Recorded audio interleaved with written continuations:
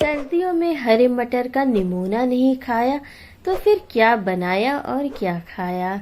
सर्दियों में मटर की एक से बढ़कर एक रेसिपी बनाई जाती है क्योंकि इस समय बहुत ही फ्रेश हरे और मीठे मटर आते हैं बाजार में, जिनका बहुत ही अच्छा स्वाद होता है और एक से एक रेसिपी बनाई जाती है। तो आज की रेसिपी है यूपी बिहार स्टाइल हरे मटर का निमोना। ये बहुत ही खास रेसिपी है जो कि बहुत ही आसानी से और बहुत ही स्वादिष्ट बनती है। आपका श्वेताज भंसाघर में स्वागत है। तो चलिए देखते हैं मटर का निमोना। निमोना बनाने के लिए सबसे पहले हम मटर को छिलके साफ कर लेते हैं और अपनी ज़रूरत के हिसाब से मटर को ले लेते हैं।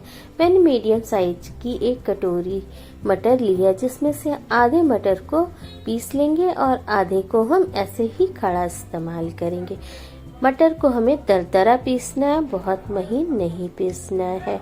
उसके बाद हम कुछ खड़े गरम मसालों को पीस लेते हैं, जिसमें है जीरा, लौंग, इलायची, काली मिर्च, दालचीनी और लहसुन, मिर्चा, अदरक। इन सारी चीज़ों को पीसने के बाद हम एक कढ़ाई में तेल गर्म करते हैं। उसमें धनिया, जीरा, हींग, तेजपत्ता और कुछ गरम मसालों का तड़का लगाते हैं। उसके बाद मोटे कटे हुए 2 प्याज को डाल के हम भून लेते हैं। निमोना में धनिया का बहुत ही अच्छा स्वाद आता है, तो इस सब्जी में धनिया का ज़्यादा इस्तेमाल किया जाता है। मसाले में भी धनिए को इस्तेमाल करना है और धनिए का पेस्ट भी मटर के साथ हम पीस के तैयार करके उसे भी यूज कर सकते हैं। मैं इसमें धनिया पाउडर का यूज कर रही हूँ। आप मटर के साथ धनिया के पत्तों को भी पीस सकते हैं। फिर हम जब प्याज भुन जाएगा, फिर हम इसमें नमक, हल्दी, सब्जी मसाला, कसूरी मेथी और धनिया का पाउडर डाल के कुछ देर तक भूनते हैं। मसालों को हमें अच्छी तरह से भून लेना है। जैसे ही मसाले अच्छी तरह से भुन जाएं, उसके बाद हम इसमें कुछ पिसे हुए मसाले डालते हैं। पिसे हुए मसाले में है जो लहसुन, अदरक, हरी मिर्च और कुछ गरम मसालों को हम अभी पीसे थे, उस मसाले का अब हम इसमें इस्तेमाल कर रहे हैं। इन सारी चीज़ों को हम एक साथ मिलाते हुए मसाले को खूब अच्छी तरह से भुनेंगे। जब तक मसाला अच्छी तरह से नहीं भुनेगा, सब्जी में स्वाद नहीं आएगा।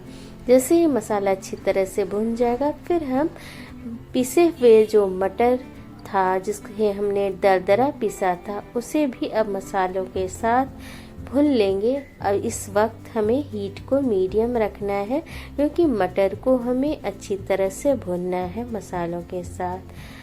अब हम अच्छी तरह से भुनने के बाद मसालों को, जो खड़े मटर अलग रखे थे हमने साबुत मटर को, उसे भी डाल के कुछ देर तक भून लेते हैं मसालों के साथ। जैसे ही सारे मसाले भुन जाएंगे, फिर हम इसे कुछ देर तक अच्छे से पकाना है।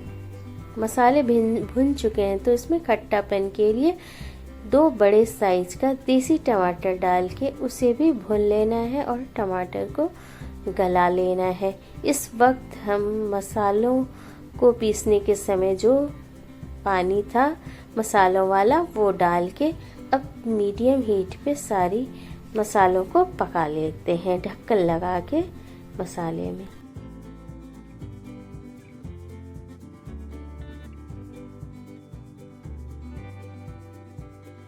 बीच बीच में हमें ढक्कन हटा के मसालों को चलाते रहना है, जिससे मसाले चारों ओर से एक जैसे भुने और कढ़ाई से न चिपके। क्योंकि जरा सा भी अगर मसाला कढ़ाई से चिपक जाता है तो इसका स्वाद बिल्कुल बिगड़ जाएगा।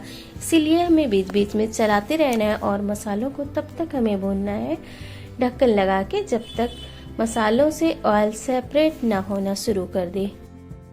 अब मसाले लगभग भुन के तैयार हैं, तो इसमें हम 1 चम्मच देसी घी को डाल के कुछ देर तक ढक के फिर से भुनेंगे, जिससे देसी घी का स्वाद निमोना में अच्छी तरह से आ जाए और जो थोड़े बहुत मसाले ना भुने हो वो भी भुन जाएं। ये मटर का निमोना इतना स्वादिष्ट बनता है कि अधिकतर दिन के खाने में यूपी बिहार में इसे बनाया ही जाता है।